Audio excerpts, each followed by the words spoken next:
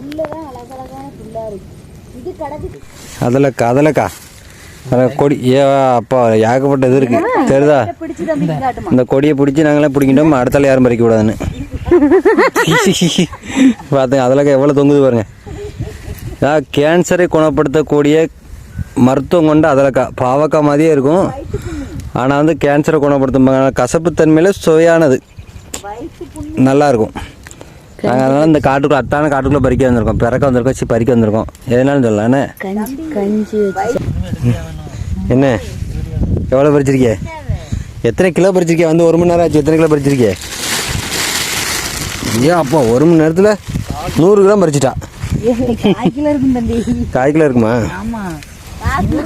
அதெல்லாம் காய் அந்த செடி எவ்வளோக்குள்ள அந்த காட்டுக்குள்ளே செடி முளைச்சிருக்கா அதில் எப்படி இருக்குன்னு காட்டுறாங்க பாருங்க. இதுதான் அதலக்காய் செடி. இந்த இருக்கு பாருங்க. இந்த கொடியை அப்படியே தூக்கிட்டே போனோம்னா இந்த கொடி எவ்வளோ தூரம் போதோ அவ்வளோக்குள்ள அதலக்காய் கிடக்கு. கொடி இருந்தால் பாருங்க பெருசு பெருசாக கிடக்கு. ரொம்ப முத்தி போயிட்டுன்னு நினைக்கிறேன். உங்களுக்கு வேணுமா? ஆனால் இதெல்லாம் பிறக்க முடியாது.